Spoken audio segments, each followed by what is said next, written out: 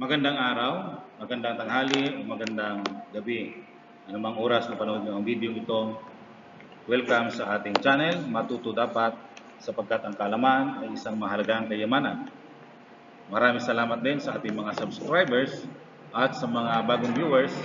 Please huwag kalimutan mag-like, mag-share, and subscribe, and pakipindot ng bell button para sa notifications ng iba pang mga video. Our lesson for today is division of line segment. A line segment is part of a line between two endpoints. AP is a line segment having A and B as the endpoint of the line AB. So a line segment can be divided into n parts, in equal parts where n is any natural number. So, natural number, it could be negative, 0, and positive numbers. So, I will teach you the two methods or the two formulas na gagamitin in solving or to find the coordinates of the point within the line. Okay, assuming we have the line A and the line at the point A and the point B. In this case, ang point A natin, yun ang ating gagamitin as x sub 1 and y sub 1. At ang another endpoint, the point B, yun ang gagamitin natin x sub 2 and y sub 2. Okay? And a point located between these two endpoints ay tawagin natin the point P, and that the coordinate is x comma y. Okay? So now, from the point A to point P, lalagyan natin ng length na m. Tapos from point P to point B, lagyan natin ng length niya ay n. Okay? The ratio of m is to n. Okay? So wherein, the line segment AP, ang kanyang length ay m. Hindi po yung distance o hindi po yan, kundi yun po yung sukat, yun po yung haba. No? But we did not know the distance. Okay? Tapos yung n, yun naman din ang layo niya, no? Yung layo niya ng P to B. Okay? So, the formula to find for the x coordinate is x equals x sub 1 times n plus x sub 2 times m divided by n plus n. Okay?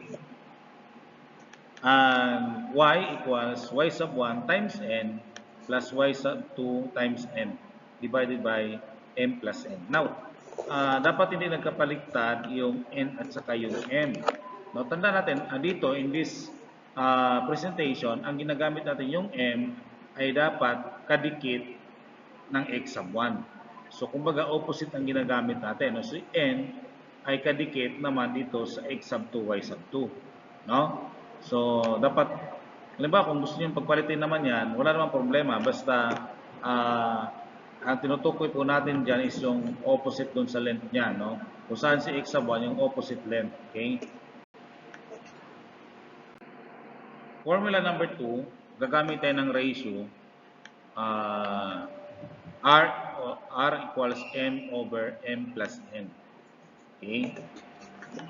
So, ang formula niya, x equals x sub 1 plus R times the quantity x sub 2 minus x sub 1, at ang ating y is y sub 1 plus R times the quantity y sub 2 minus y sub 1. To understand better, tingnan natin po yung ating example. For example 1, find the coordinates of point P which is between point A, which negative 8, 6, and point B, 7, 3, and it's located in 2:3. Yan yung kanyang length. No? Given natin ang point A ay located at negative 8, 6, wherein the x sub 1 equals negative 8, and y sub 1 ay 6. Ang point B ay 7, 3. Ang x sub 2 ay 7, ang y sub 2 ay 3. Okay? So, using our formula number 1, so gumamit tayo ng ratio m is to n, and that is 2 is to 3. And ang ating m plus n ay equals 5. Okay? So, to find x, ang x sub 1 ay negative 8 times yung ating n ay 3. So, negative 8 times 3 plus ang ating x sub 2 ay 7 times 2 yung ating n divided by 5, which is the 2 plus 3. Negative 8 times 3 ay negative 24. Tapos plus 7 times 2 ay 14. So, divided by 5. So, that's negative 10 over 5. And ang x natin ay negative 2. Ang y natin ay 6, yung ating y sub 1 times 3, yung ating n. Plus 3, ang ating y sub 2 times 2, ang ating n. Divided by 5. So, 6 times 3 ay 18 plus 6 equals 24 divided by 5, and that is 4.80. So, ang point P, x, y is located at negative 2, 4.80 o 4.8. So, yun po yung, as we shown in the graph, yun po yung location. Okay. We will use formula number 2. Verify natin kung tama lang. Okay, ang ating R is 2 pip. Then, substitute to the equation. So, to find x of x sub 1, ang x sub 1 ay negative 8 plus 2 pip times the quantity 7, yung ating x sub 2 minus negative 8. So, that is negative 8 plus 30 over 5. Saan ba nakuha si 30? Yung 7 minus negative 8 ay positive 30. Kasi yung negative 8 times yung minus, so maging positive 8. So 7 plus 8, 15 times 2, so 30. 30 divided 5, that is 6. So negative 8 plus 6, ang x natin negative 2.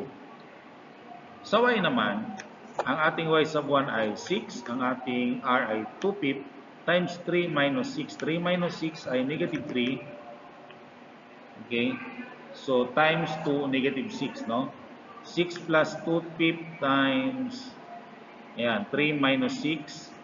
So, 6 plus negative 6 over 5, and that is 6 minus 1.2. So, ang y natin ay located at 4.80. So, the same lang ang ating naging answer. So, pwedeng gamitin nyo yung formula na yan o yung isang formula kanina, no? Let's proceed. Example 2. I am now using the formula number 2. The segment from point A, negative 7, 6, to point B, negative 3, 2, is extended 4 times in its own length. What is the coordinate of the other endpoint C? So, as we shown in the graph, yung point B is nandun siya sa between ng point A and point C. Okay? Kasi sabi nyo, extended yung point C. Yun yung another endpoint. Okay? So, ang given natin, point A, negative 7, 6. Ang x sub 1 natin, negative 7. Y sub 1 ay 6. Ang point B, negative 3, 2. So, that is x natin ay negative 3. Ang y natin ay 2. So, ang hinahanap natin is yung coordinates ng C, which located at x sub 2 minus y sub 2. So, ang R natin is 1 over 5. Okay? So, ibig sabihin, the total division, yung line segment natin ay inahati sa 5. No? Kaya 1 over 5. So, using the formula number 1, x equals x sub 1 plus r times the quantity x sub 2 minus x sub 1. Substitute natin yung given. Ang x ay negative 3, x sub 1 negative 7, plus 1/5 times x sub 2, yun ang ating hinahanap, minus negative 7. So, negative 3 equals negative 7, distribute to 1/5.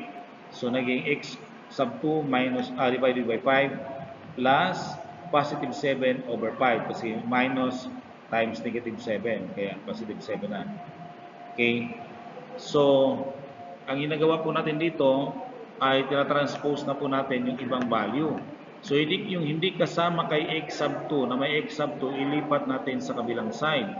So, x sub 2 over 5 equals negative 3. So, nilipat natin si negative 7 kasama katabi kay negative 3 kaya naging positive 7. Nilipat natin si 7 over 5 kaya naging negative 7 over 5. Okay? Tapos, times 5 both side of the equation. So, we got x sub 2 equals negative 15 plus 35 minus 7. Okay? So, ang x sub 2 natin ay 13. Ang y natin, okay, distribute the given. So, 2 equals 6 ang y sub 1 plus 1/5 times y sub 2 minus 6.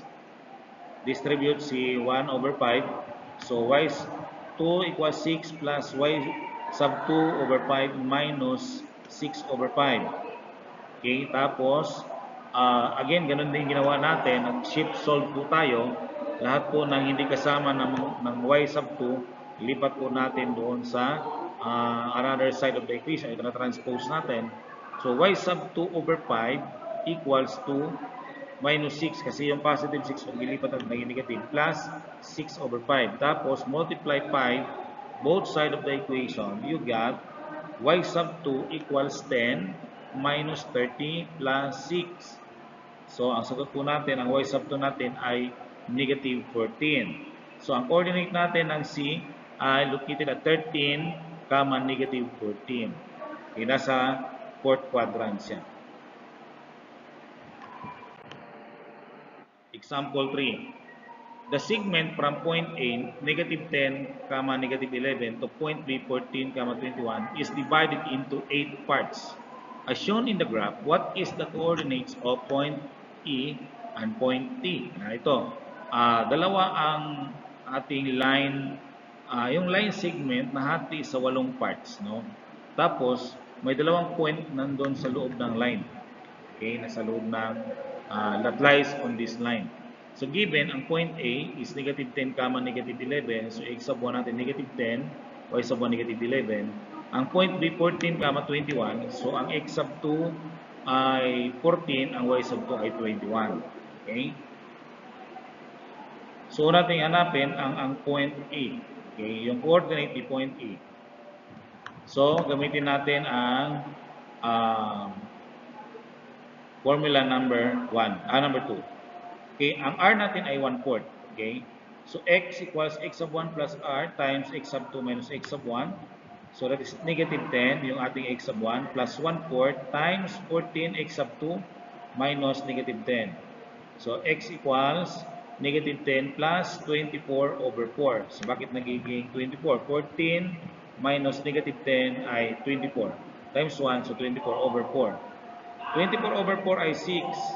So, x equals negative 10 plus 6. Ang x natin ay negative 4.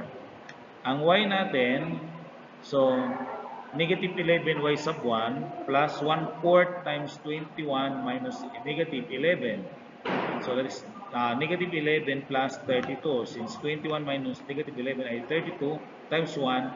So, 32 over 4. 32 over 4 ay 8. So, that is, ang y natin negative 11 plus 8, y is negative 3. Yan. So, ang point E located at x, y is located at negative 4, negative 3.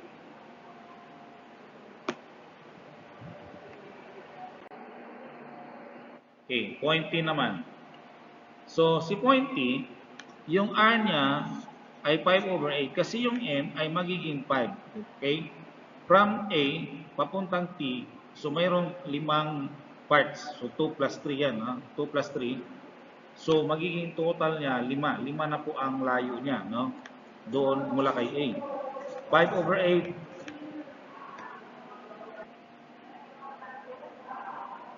Then, to find x equals x sub 1 plus r times x sub 2 minus x sub 1. Okay, x equals negative 10 plus 5 over 8. So, ganun lang din ang process. Ang nagbago lang dito yung ating r. So, that's negative 10 plus 5 over 8. 5 times 24 divided by 8 equals, ang sagot niyan 15, no? Negative 10 plus 15, that is positive 5. Okay. So, nasa first quadrant po siguro to. Okay. Yan. So, ang y natin, so negative 11 plus 5 over 8 times 21 minus negative 11. So, that's negative 11 plus 5 times 32 over 8. So, that is 5 times 32 divided by 8, that is 20. No? So, y equals negative 11 plus 20. Ang y natin is 9. So, ang point T ay located at 5, 9. Okay, so medyo maliit lang, mababa lang, pero ibig sabihin, mataas pa kasi dapat yung graph, no? Yung graph natin. Okay, this is your activity to answer. So, I hope you learned from this video. Maraming salamat sa inyong panonood at sa patuloy na pagsubaybay ng ating YouTube channel. Naway patuloy yung tagkilikin at i-share sa iba na may subject na kagaya nito, analytic geometry. Okay, maraming salamat. God bless at pagpalain kayo lahat.